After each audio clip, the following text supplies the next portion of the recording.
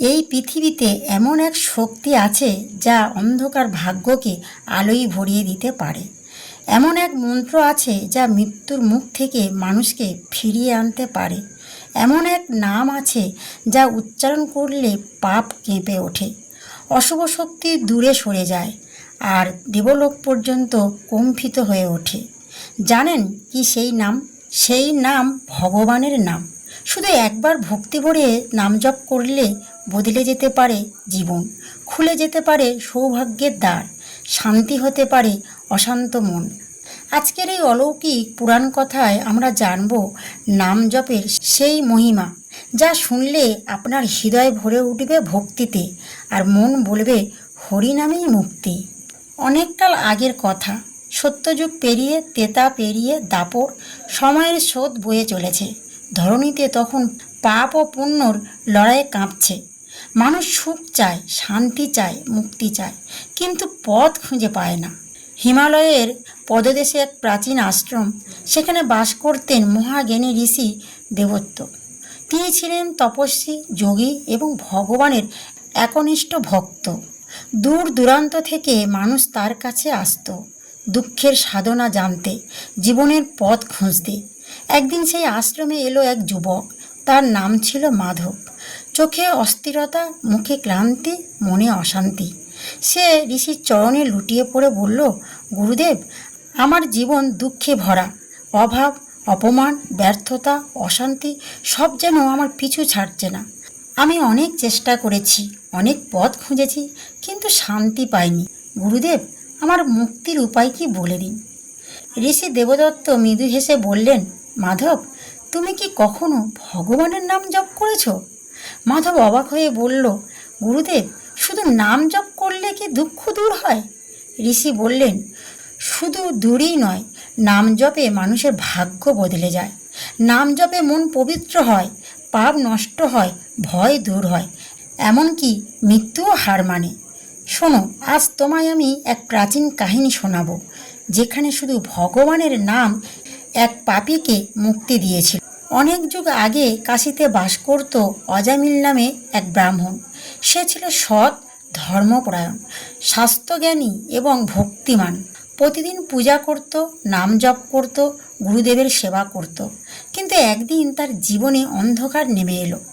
এক দুঃসময়ে সে কুসঙ্গের শিকার হলো। ধীরে ধীরে ধর্ম ছাড়ল। মদ, লোভ, অন্যায়, পাপ সব তাকে গ্রাস করলো। একসময় সেই সৎ ব্রাহ্মণ হয়ে উঠল পাপিষ্ট মানুষ। বছর কেটে গেল, অজামিল বৃদ্ধ হলো, জীবনের শেষ সময় ঘনিয়ে এলো। একদিন মৃত্যুশয্যায় শুয়ে এসে দেখল ভয়ঙ্কর যমদূত তার সামনে এসে দাঁড়িয়েছে। তাদের চোখে আগুন, হাতে পাশ, মুখে ভয়ঙ্কর হাসি। অজামিল ভয়ে কাঁপতে লাগলো। ঠিক সেই সময় সে তার ছোট্ট ছেলেকে ডাকলো, নারায়ণ, নারায়ণ, এদিকে আয়। সে তার ছেলেকে ডাকছিল, কিন্তু সেই নাম ছিল ভগবানের নাম, নারায়ণ। আর সঙ্গে সঙ্গে অলৌকিক ঘটনা ঘটল। আকাশ আলোকিত হয়ে উঠল। দেবদূতের মতো 4 জন বিষ্ণুদূত সেখানে আবির্ভূত হলেন। তাদের দেহ থেকে জ্যোতি বেরোচ্ছে, মুখে শান্তি, হাতে শঙ্খচক্র, গদাপদ্ম। তা দেখে যমদূতেরা থমকে গেল। বিষ্ণুদূত বললেন, যে ব্যক্তি মৃত্যুকালে একবার ভগবানের নাম উচ্চারণ করে, তার ওপরে যমের অধিকার থাকে না। যমদূতেরা বলল, সে তো পাপী, তার মুক্তি কিভাবে সম্ভব?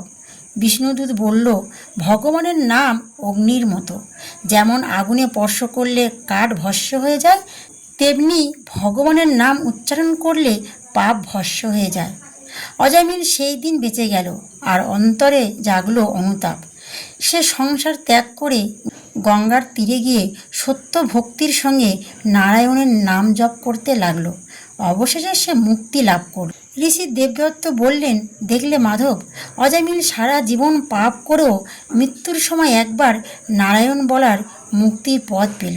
তবে যে ব্যক্তি প্রতিদিন ভক্তিভরে নাম জপ করে, তার জীবনে কত অলৌকিক পরিবর্তন আসতে পারে, তা কি তুমি কল্পনা করতে পারো?